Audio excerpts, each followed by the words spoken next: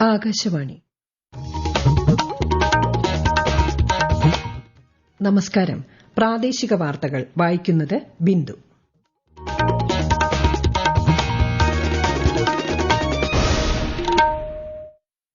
പ്രധാന വാർത്തകൾ.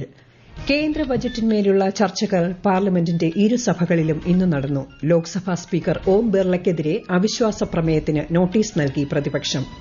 സംസ്ഥാനത്തെ ആദ്യ സമഗ്ര അന്താരാഷ്ട്ര വിദ്യാലയമായി Kannur Munderi government higher secondary school മാറിയതിന്റെ ഔപചാരിക ഉദ്ഘാടനം മുഖ്യമന്ത്രി പിണറായി വിജയൻ നിർവഹിച്ചു. സംസ്ഥാനത്ത് അടുത്ത അധ്യയന വർഷത്തെ പാഠപുസ്തക വിതരണം മറ്റന്നാൾ ആരംഭിക്കുമെന്ന് വിദ്യാഭ്യാസ മന്ത്രി വി ശിവൻകുട്ടി. ശബരിമല സ്വർണ്ണക്കൊള്ളക്കേസിൽ തന്ത്രി കണ്ഠരര് രാജീവരരുടെ ജാമ്യഹർജിയിൽ കൊല്ലം വിജിലൻസ് കോടതിയിൽ പ്രോസിക്യൂഷൻ വാദം പൂർത്തിയായി. വിധി ഈ മാസം 18-ന്. സംസ്ഥാനത്ത് ചൂട് കൂടുന്ന സാഹചര്യത്തിൽ പൊതുജനങ്ങൾക്ക് ജാഗ്രതാ നിർദ്ദേശം നൽകി ദുരന്ത നിവാരണ അതോറിറ്റി. ഐസിസി ട്വന്റി ക്രിക്കറ്റ് ലോകകപ്പിലെ രണ്ടാം മത്സരത്തിൽ യുഎഇയെ പരാജയപ്പെടുത്തി ന്യൂസിലാന്റ്. വാർത്തകൾ വിശദമായി. 2026-27 കേന്ദ്ര ബജറ്റിന്മേലുള്ള ചർച്ചകൾ പാർലമെന്റിന്റെ ഇരുസഭകളിലും ഇന്ന് നടന്നു. കോൺഗ്രസ് എംപി ശശി തരൂറാണ് ലോക്സഭയിൽ ചർച്ചയ്ക്ക് തുടക്കമിട്ടത്. സാധാരണ ജനങ്ങളുടെ മേൽ നികുതി ഭാരം കൂടുതലായി ചുമത്തുന്നതാണ് ബജറ്റെന്ന് അദ്ദേഹം വിമർശിച്ചു. രാജ്യത്തിന്റെ നെടും തൂണായ മധ്യവർഗ വിഭാഗത്തെ ബജറ്റിൽ പരിഗണിച്ചില്ലെന്നും മറിച്ച് കോർപ്പറേറ്റുകളെ സഹായിക്കുകയാണ് ചെയ്തതെന്നും അദ്ദേഹം പറഞ്ഞു. The silent shock absorbers of this economy are the middle class. They are now cracking under the strain.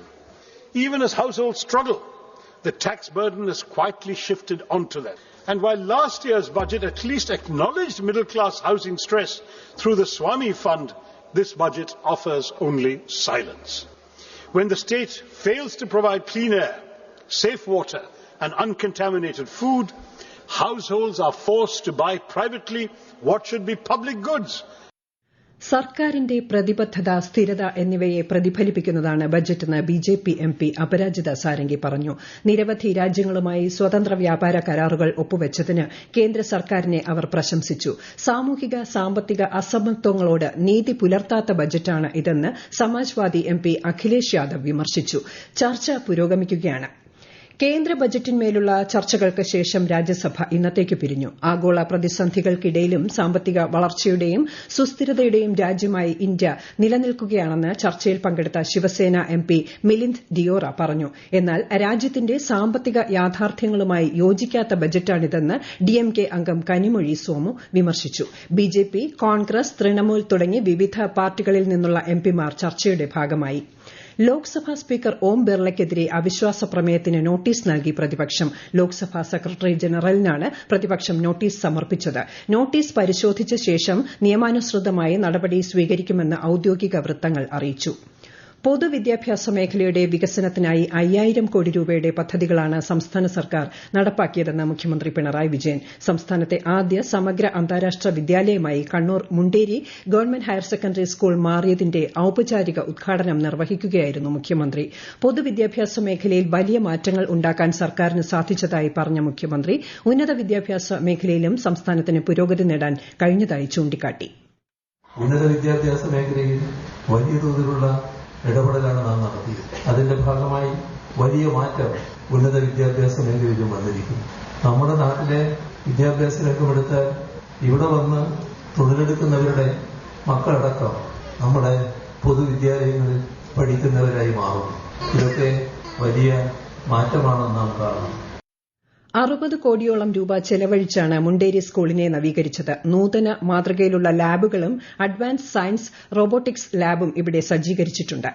സംസ്ഥാനത്ത് അടുത്ത അധ്യയന വർഷത്തെ പാഠപുസ്തക വിതരണം മറ്റന്നാൾ ആരംഭിക്കുമെന്ന് മന്ത്രി വി ശിവൻകുട്ടി.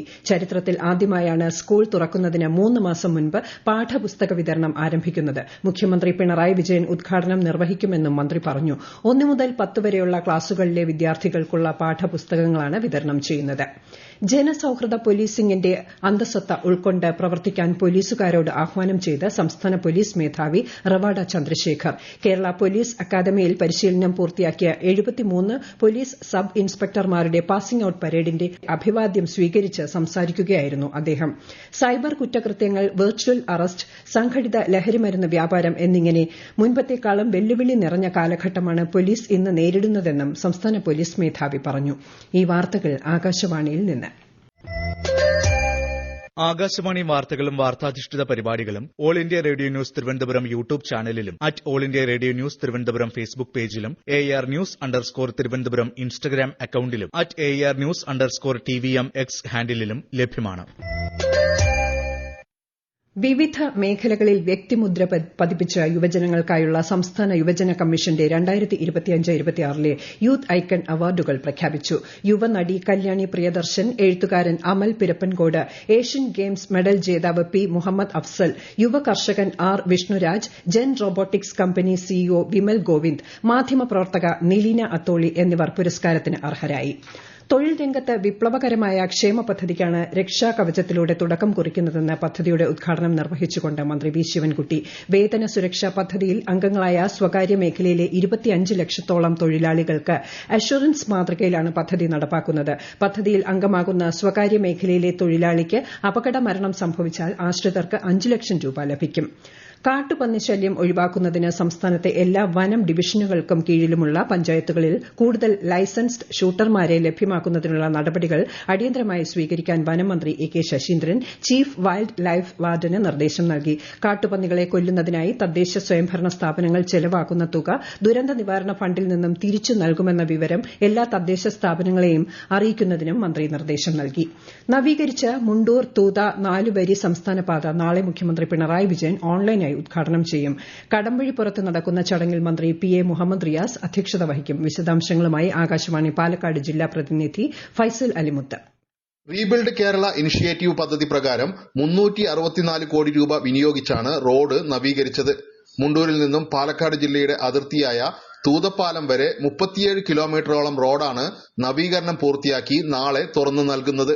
മലമ്പുഴ, ഷൊർണൂർ, ഒറ്റപ്പാലം, കോങ്ങാട് മണ്ഡലങ്ങളിലൂടെ കടന്നുപോകുന്ന പാത നവീകരിച്ചതോടെ പാലക്കാട് നിന്നും പെരിന്തൽമണ്ണയിലേക്കുള്ള ദൂരം 10 കിലോമീറ്ററോളമാണ് കുറഞ്ഞത്.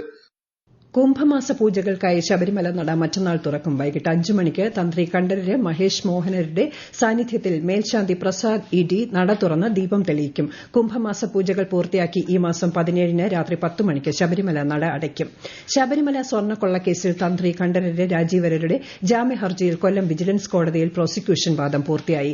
വിധി ഈ മാസം 18-ന് പ്രസ്താവിക്കും. ജാമ്യാപേക്ഷയെ പ്രത്യേക അന്വേഷണ സംഘം എതിർത്തു. തന്ത്രിയുടെ കുടുംബാംഗങ്ങളുടെ അടക്കം സാമ്പത്തിക സ്രോതസ്സിന്റെ വിവരങ്ങൾ SIT കോടതിയിൽ ഹാജരാക്കി. സർവകലാശാല കലോത്സവം നടത്താൻ അനുമതി വേണമെന്നാവശ്യപ്പെട്ട് കേരള സർവകലാശാല ആസ്ഥാനത്തേക്ക് SFI പ്രവർത്തകർ നടത്തിയ പ്രതിഷേധ മാർച്ചിൽ സംഘർഷം. സർവകലാശാല യൂണിയൻ ചെയർമാൻ അശ്വിൻ ഉൾപ്പെടെയുള്ളവരെ പോലീസ് അറസ്റ്റ് ചെയ്തു നീക്കി.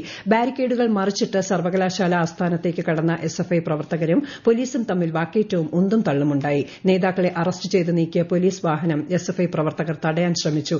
ഒടുവിൽ ബലം പ്രയോഗിച്ച് പോലീസ് SFI പ്രവർത്തകരെ സർവകലാശാല ആസ്ഥാന വളപ്പിൽ നിന്ന് നീക്കുകയായിരുന്നു.